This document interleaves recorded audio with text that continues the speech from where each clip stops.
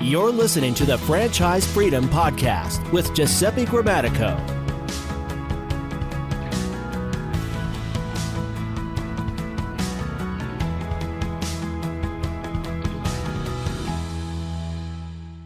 Okay, and welcome to the Franchise Freedom Podcast. I'm your host, Giuseppe Grammatico, your franchise guide, the show where we help corporate executives experience time and financial freedom via franchising. Thanks for joining us today.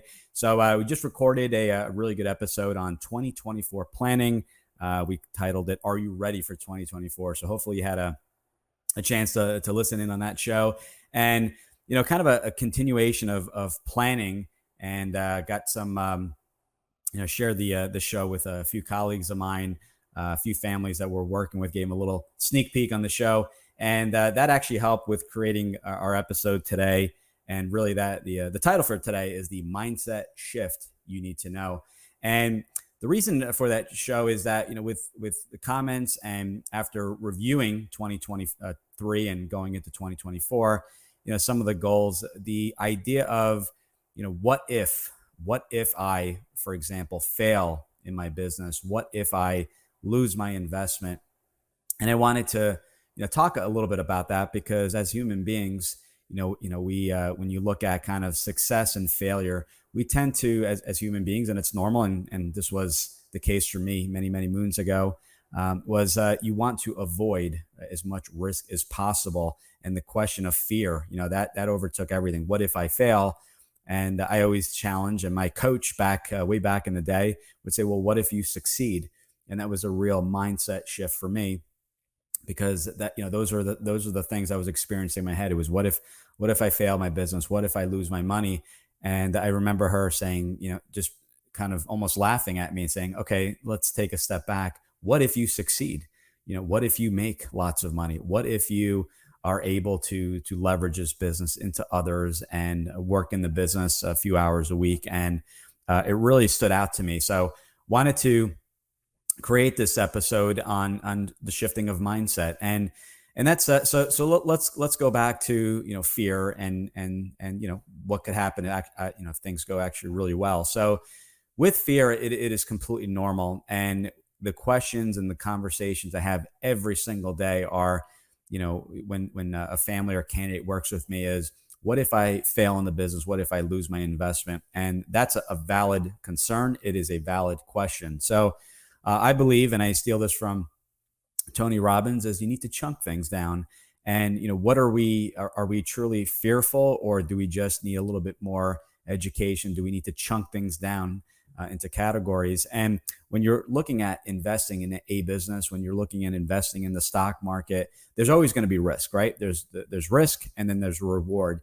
And with the risk and the downside, for example, in the stock market, you invest $1,000 in a mutual fund, $1,000 in an equity, whatever the case may be.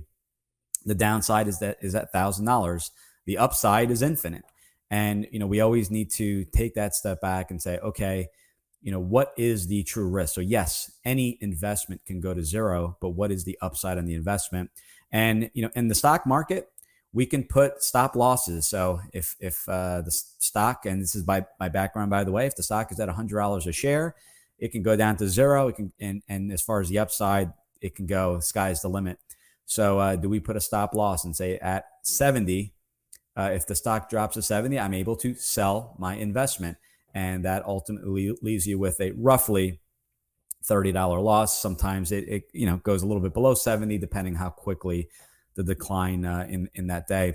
On investments and on franchising, people say, well, what is my risk? And I said, well, the risk is your all-in investment, not just a franchise fee, but the all-in investment. And usually when a franchise company discloses you with the franchise disclosure document, they'll break down the franchise and kind of itemize a low and a high investment, professional fees, training, travel, technology, and the list goes on. Franchise fee, and then if there's rents if there's a brick and mortar, an office involved, they'll break in W-2 employee costs, and there's a itemized list, 10, 15, 20 itemized items on that list as far as that investment. So when looking at a franchise, obviously, number one, you know, a franchise could mitigate a lot of that risk because you have a franchisor in the back, kind of in your back pocket, right behind you, supporting you every step of the way.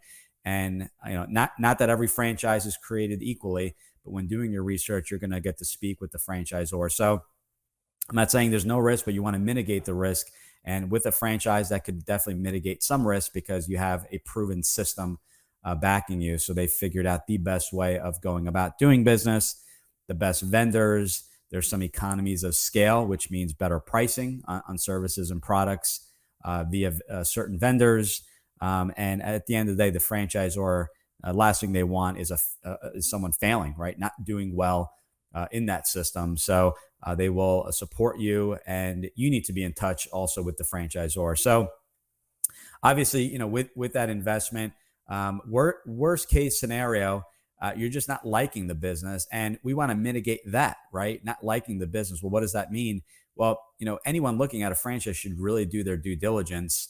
And, this is part of any due diligence process, is talking with the franchisor, asking questions, expressing concerns, putting together a pro forma to see okay, ideally, I know it's going to take me, maybe 6 to 12 months to potentially make a profit based off my numbers, based off the feedback I'm getting. 2 months in, you're not making a profit. Well, okay, we average 6 to 12 months. I need to get past the first year. So, and the area I see people missing is, okay, you did all that research, you have all that data, you got to talk to franchisees. And I can't tell you how many people I've talked to over the years that purchased a franchise on their own, that never spoke with a franchisee, or they spoke with one. And I encourage people, you got to spend your time there. So this is, again, not saying there's no risk in any franchise or business, but the advantage of a franchise is that you get to speak with all these franchisees that are currently in the business. Maybe they're a year in, maybe less than a year, maybe 10 years in, but you're getting to speak with people that have experience working with the franchisor firsthand for, X amount of time, 6 months to 10 years. So, and then lastly, speaking with the franchisor themselves. So just because, the franchisees have experienced success in the past, what is the direction that franchisor is going in? What is their vision? What's their mission? What is, are they bringing new ideas to the table? Are they bringing revenue streams to the table? And I spoke with a franchisor recently that said, we don't plan on bringing new revenue streams since we just launched a recent one last year. So we want to make sure all the franchise owners are up to speed on that one new revenue stream. But we are going to be sending them, in this one particular case, specialty equipment, and that specialty equipment would save the franchisees a considerable amount of money, since they are able to, mix the chemical and supplies in that specific business on hand, as opposed to having to order it and then wait a week or several weeks to receive. So basically giving them the ability to have firsthand access to supplies. And if a last minute job came up or they needed last minute supplies, they had full access to it. So, in doing research in anything, you want to look at that. But also, the area I see people missing is, if in the event you bought a franchise on your own, or for whatever reason, it's just not working out. It's just, you never owned the business. It's just, it's taking up a lot of your time. You're not liking the role. Well, these are things to speak with the franchisor about and say, okay, is it time to hire another employee? Do you need to go to get trained again? Or are you doing certain tasks in the business that you shouldn't be doing? So always going back to your coach, always going back to the franchisor, asking for assistance. Again, they don't want you failing. They want you to succeed. You're an extension of the brand. So they want you to be happy. They want you to grow in the business. But sometimes it just, no matter what, just does not seem like a business you want to move forward with. Then you don't just give up on the business. You have the ability to sell your business. Now, with selling your business, you can sell to a local franchisee. Maybe they are a neighboring franchise owner. Maybe it's an employee of yours that wants to take over the business. So maybe it's something where there's something where they pay you back over time. You can utilize a broker, or even the franchisor. If you're looking to sell the business, they may know someone that is looking at that specific market, and they can kind of, play a matchmaker. If you go through an existing franchisee, The transition is much easier. The cost is going to be minimal. They can just kind of take over that business, and then you can figure out the terms. When considering a broker, you need to make sure there's going to be some fees to sell the business. So may not be what you got for the business. And again, it all depends on what time. If it's a couple months in or a couple years in, some people are, generating a profit, and obviously you want to get a multiple on that profit. But if you aren't making a profit, there's still value in the business. So your business, just the worth of the business doesn't go to zero.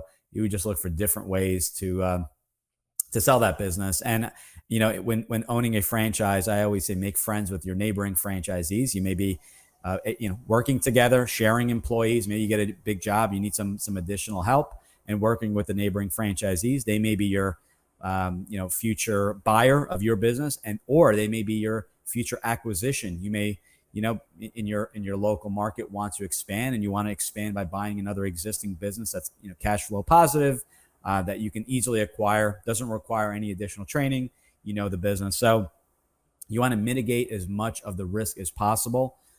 You want to make sure to get into the right business.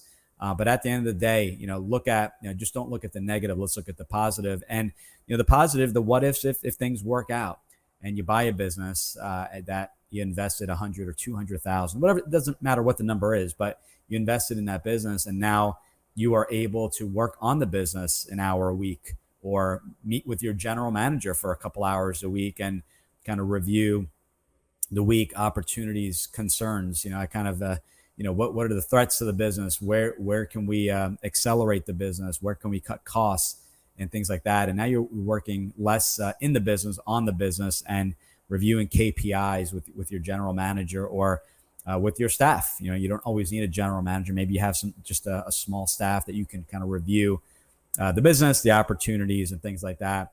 What if you were able to work in the business a couple hours a week? We'll say an hour a day, 5 hours a week. What will that do? You'll be able to obviously spend a lot more time. Just like myself, I'm able to go to all the soccer games in the middle of the day for my son and my daughter's events and things like that. What if you had nights and weekends free? There's a lot of what ifs on the positive side. So I know as human beings, we try to avoid risk and avoid pain versus pleasure, as I talked about in some previous episodes. But take a look at both ends of it. On the risk side, there are opportunities obviously to sell the business, avoid complete losses and things like that. Obviously, your planned investment can go also greater. So keeping that into mind, where maybe things are costing a little bit more, maybe you take a loan out and things like that. But before you get into any of those areas, I always tell everyone and recommend that they work with the franchisor before spending additional capital, before taking additional loans out and things like that. But always, measure the risk with the reward. Look at life before and after. Put together, and when we went back to that 2024 planning, are you ready? Taking a look and saying, okay, these are my goals. And now if you accomplish these goals, starting a business, being cash flow positive, experience time and financial freedom, what are you going to do with all this extra time? And those 2024 goals may be to get the business up and running and complement that existing business you have with something else. And same thing, getting it up and running.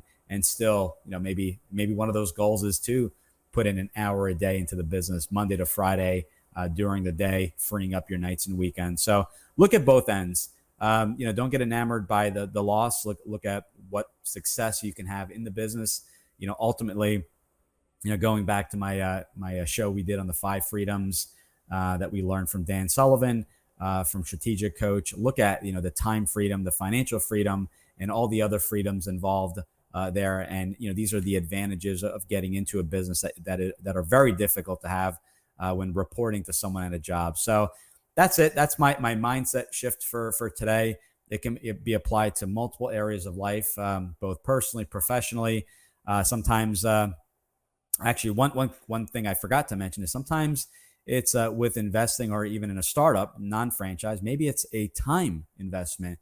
So, it is a time investment of putting in an extra 20 hours a week worth the reward of being able to experience time and financial freedom.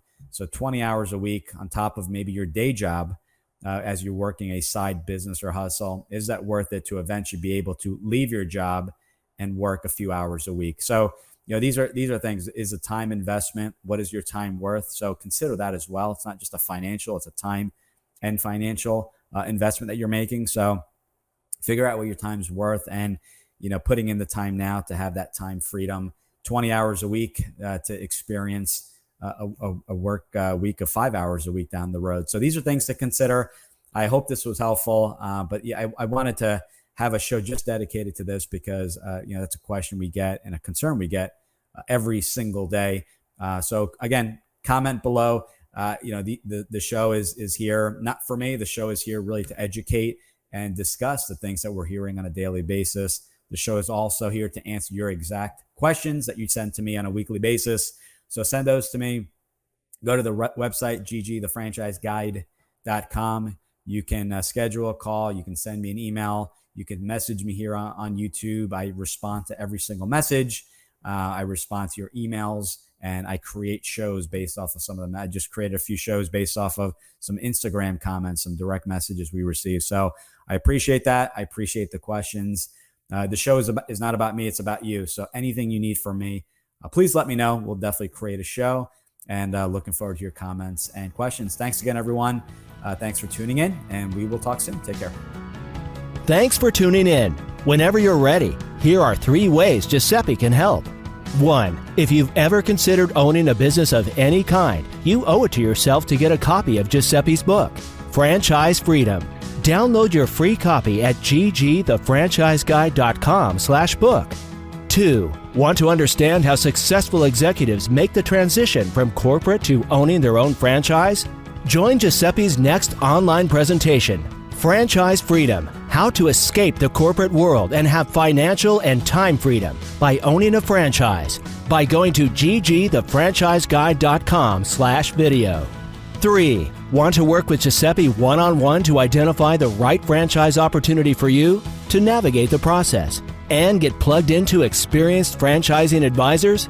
Send him an email to gg@ggthefranchiseguide.com with one-on-one in the subject, and he'll send you all the details.